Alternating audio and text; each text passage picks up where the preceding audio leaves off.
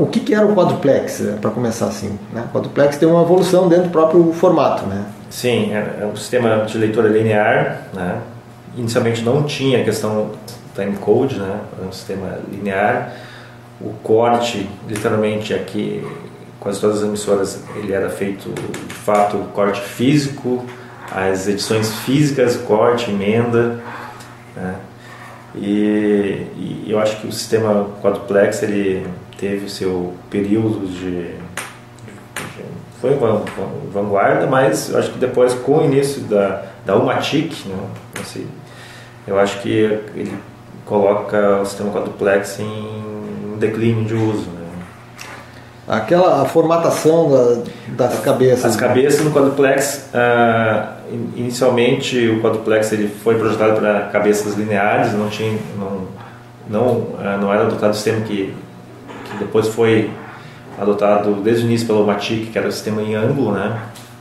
Quando a gente fala em ângulo, não era ângulo pequeno, mas tinha um certo ângulo até para o aproveitamento da área da armazenamento e depois leitura e transferência na fita. Isso, ângulo pequeno, 5, 6 graus, né, no máximo.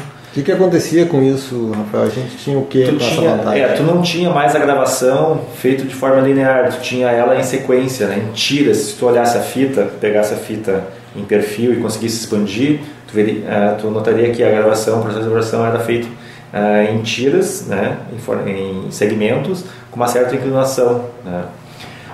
Não só isso, depois com o avanço do Umatic e outros formatos, também passou a inserir outros tipos de dados, né, a parte de áudio, o áudio não mais nesses segmentos de tiras, mas o áudio linear, informações de código, o próprio timecode que fica disposto linearmente na fita. Isso fazia com que tu conseguisse botar mais dados, informação. A densidade de dados por unidade de área aumentava. Então isso reduzia o tamanho da fita.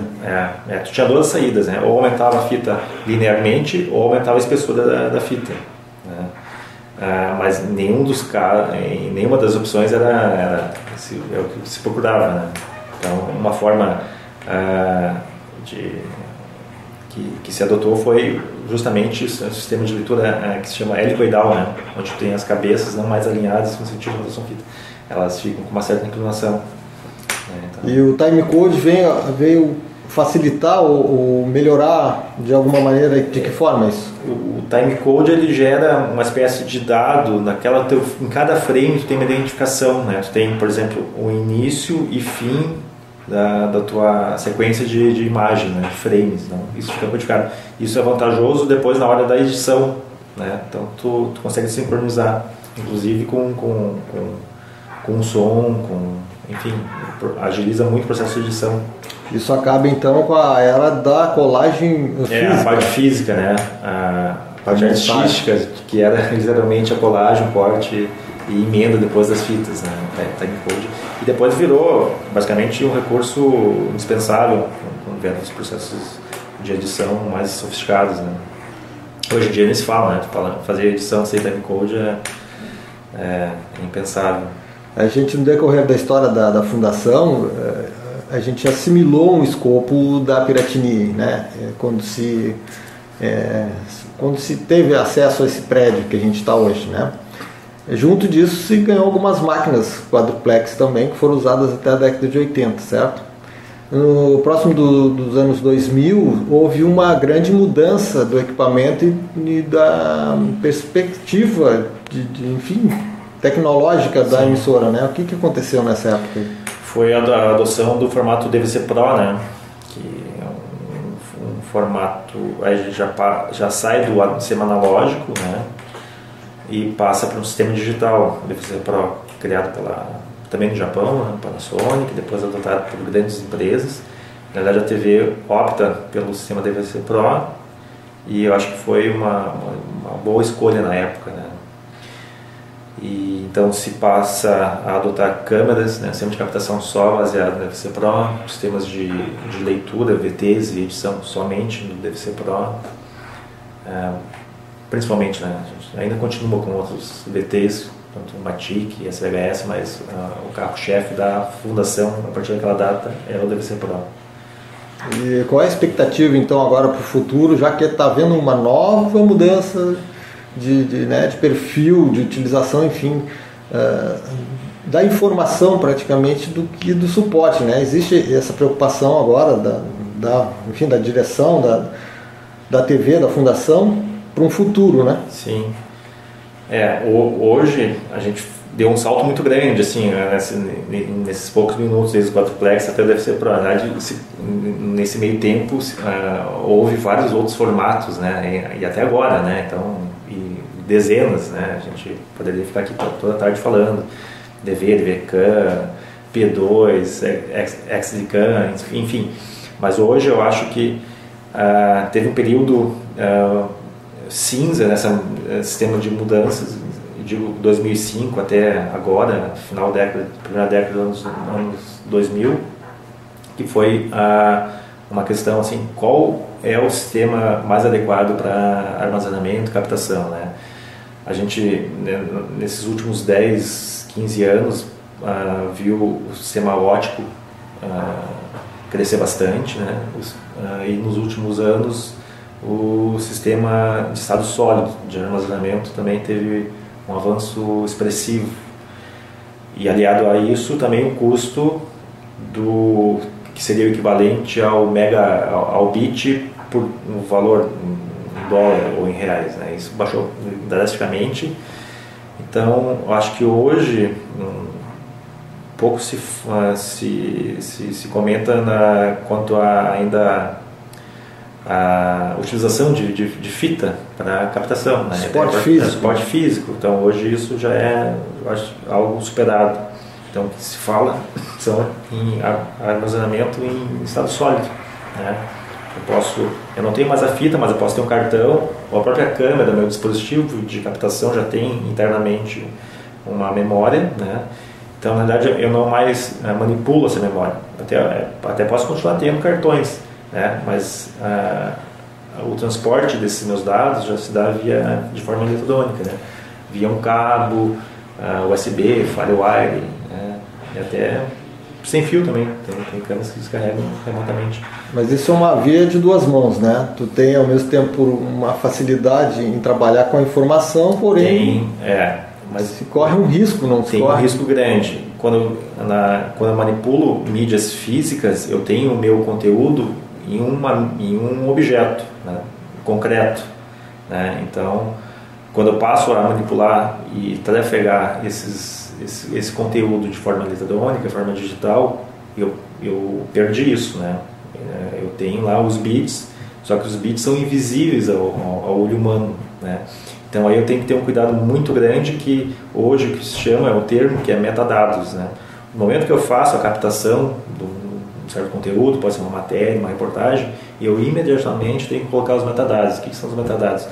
A data, o que foi feito, qual é o título, qual é o assunto, palavras-chave, né? E normalmente isso tem que ser feito quando eu já faço o que se chama ingest, né? Eu já coloco para dentro da emissora esse conteúdo.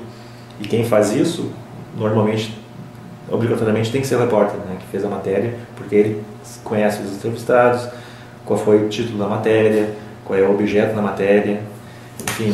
Na realidade exige uma classificação, ou seja, uma descrição. Muito mais, eu saio lá voltar lá no tempo, na época dos quadruplex, eu acho que isso era feito em cartão de papel, né, que eu inicialmente escrevia na fita, ou no cartucho da fita, depois passava para cartões de papel. Hoje isso já é quando eu conecto lá o meu cabo e faço o ingest do material, eu imediatamente, simultaneamente, tenho que estar já ingestando também os metadados que ficam vinculados a esse material, né? Então tem que ter um rigor muito grande, porque assim, uma vez perdido esses dados que são importantíssimos, né, eu perco parte da memória desse meu conteúdo que eu captei. Sim, a gente fica sem o registro e fica sem acesso àquela informação. A manipulação desse conteúdo depois nas outras áreas da emissora, inclusive posteriormente, né, quando o arquivo for alojado no arquivo, depois a busca desse conteúdo fica comprometida, né, a qualidade da busca. Na realidade, essa é uma realidade de todas as emissoras, né? Todas, isso é uma obrigatoriedade, né? Todas vão passar por isso. É um caminho que não tem volta mais. Essa questão da busca dentro do arquivo, isso sempre foi um problema, né? Em todo mundo, porque não se adotar um padrão único, ou pelo menos dentro da própria emissora, para que se resgate o conhecimento. Independente do suporte, se tem esse problema na questão da formalização, ou da formatação de como se busca essa informação, né? Sim. Isso não mudou. Até hoje tu não tem acesso às informações. Não muda a plataforma, mas o rigor e os cuidados são os mesmos, né? Até eu acho que são maiores agora. Justamente por não ter acesso à mídia. Não ter mais o acesso físico à mídia, né? A mídia não vai estar lá num escaninho, lá numa gaveta ou numa prateleira. Não tem mais o contato físico, manual dessa mídia. Isso é muito perigoso. Então, tem um rigor muito maior. Quer dizer, hoje não tem aquela abre a gaveta e vão atrás da fita porque não se tem mais essa possibilidade. Não tem a fita, né? Tem um conteúdo arquivado. Isso também tem que se tomar muito cuidado, né, com a forma de armazenamento desses conteúdos digitais. Eu tenho que normalmente ter uma redundância, né? Eu não posso simplesmente colocar isso num único HD ou num storage, né, que é o termo correto para... Eu tenho que ter, no mínimo, uma duplicidade disso, ou até mais, né? Na realidade, a gente precisa adotar medidas arquivísticas para que isso seja... com bastante rigor. Realmente estável, né? A consulta e a permanência desses dados, né? E também, isso, hoje em dia, nessa era digital, até a alocação física desses storages possivelmente não fique, daqui a uns anos, na própria emissora. Fica o que se chama na nuvem, né? Computação em nuvem. Então eu tenho unidades de armazenamento de grande porte que podem estar localizadas fisicamente nos Estados Unidos, Europa, Ásia. Não está na tua emissora, propriamente dito, né? Eu tenho na emissora talvez um material de baixa qualidade, um proxy de vídeo, mas dependendo da quantidade de dados armazenados, às vezes é mais vantajoso eu manter um servidor externo à própria emissora, né? O custo é menor, porque apesar de se criar uma falsa impressão que hoje com o arquivamento digital o rigor e os cuidados são menores, não, pelo contrário. Eu acho que tem que ter o mesmo grau de cuidado quanto eu tinha na época das mídias físicas, né? Questão de umidade, temperatura, tudo isso, esses storages são bem críticos quanto a isso. Parâmetros de armazenamento. Aqui para a TVE, qual é a nossa expectativa de futuro em relação a essa maneira de tratar a informação?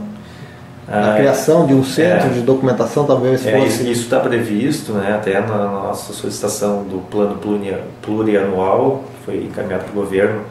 Tem um item que é específico quanto ao arquivo da emissora, não só o arquivo de fita, mas de documentos também, né, papéis, enfim, todo o conteúdo da TV, histórico, né, documento, objetos. Isso é amplo, né, perpassa a própria mídia que hoje nós temos no arquivo.